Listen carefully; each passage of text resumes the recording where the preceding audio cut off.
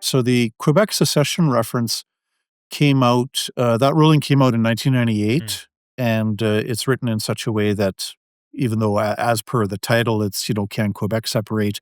But the principles in there are pretty clear that they apply to every province. And so the court mentions certain fundamental principles of federalism. We have a federal system. We have the charter. We have individual rights. We have democracy. It's kind of an interesting read if you want to get an introduction to constitutional law. It goes through some of these principles and what they mean. And by way of background, the 1980 Quebec referendum, then Premier René Lévesque had put forward a proposal for sovereignty association, and it was a bit murky. It was definitely not that Quebec would become an independent country, in the same way that Mexico is independent from Canada, for example.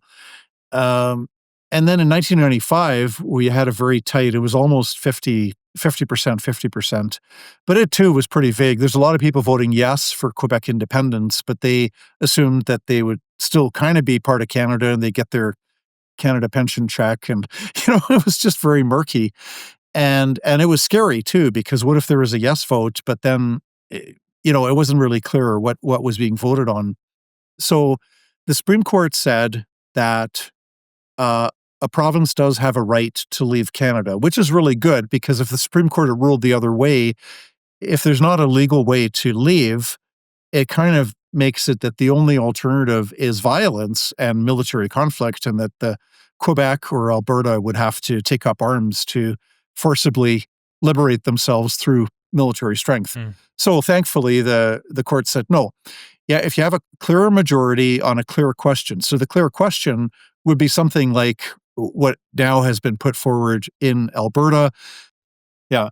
So unfortunately, the chief electoral officer in Alberta, who is independent, right, is appointed, but is not under the control of the premier's office. So it's an independent position.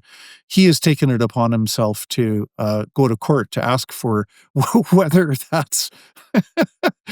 that question's clear enough. Well, it's ridiculous, because the Supreme Court said that a province has a right to leave, and this question is pretty clear. And anyway, it's kind of a delay tactic. I would venture a guess that the chief electoral officer of Alberta is staunchly against independence, and so he is trying to do this to slow things down. Yeah. But the court was clear: a province can leave. And then the Clarity Act sets out certain terms about how the federal government would respond if a province chose to leave. It's related to the Supreme Court decision, but it's also different. It gets very specific into what the federal government would do and how the federal government would behave. So we've seen a little bit of we've seen comments, and I've seen people kind of bring up, like, what about this? What about that? We're trying to think down the line of, like, what would happen if Alberta actually went through this.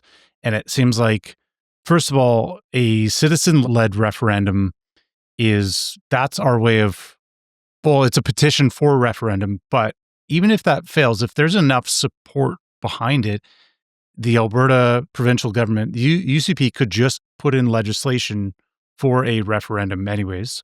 So what this really speaks to is that ultimately it just requires enough will, like a very obvious majority, a loud enough signal that cannot be ignored.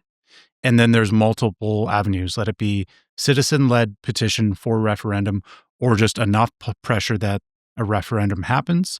And if that's strong enough and a referendum goes through, now both Alberta and Canada are duty-bound to negotiate in good faith. I believe the Supreme Court decision says, well, Alberta can't unilaterally leave without good faith negotiations, but Canada can't prevent Alberta from leaving. But what is good faith negotiation? That that depends. So let's say Canada plays hardball and says, you owe us $2 trillion for us granting you everything. Alberta could argue, well, you're not negotiating in good faith. And if negotiations break down, or if they say, well, we need to update the constitution. We're going to try to prevent you to leave. Then it's into Alberta's hands to just say, well, okay, we went through the proper channels. We are going to declare our independence. And now it's out of the kind of the federal, and now it's into the international recognition. So it seems like it's almost a game of chess. You have to go through each of these steps. You need a clear democratic will to be expressed, and the referendum proves that. And then the rest is kind of unknown until you fully go down that path. A chess game is a really good analogy, actually, because it's like, and for the viewers and listeners that know chess, and presumably most do, I mean, it's like you put your pawn forward 2 spaces, and the other, player might do the same thing or might do something different. You take out your knight, you take out your bishop, it's very back and forth, back and forth.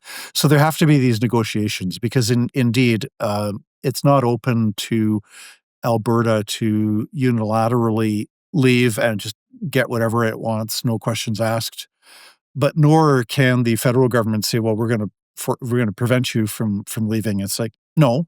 If there was a clear question to separate, if that had 50% of the vote plus one, I mean, hopefully there would be more clarity. You could see a lot of negotiations wouldn't be as smooth if it was really a 50-50 split. But if you had a 50.5%, 51%, more than 51%, it's a majority vote, and it's a far stronger mandate than any government in Canada. I mean,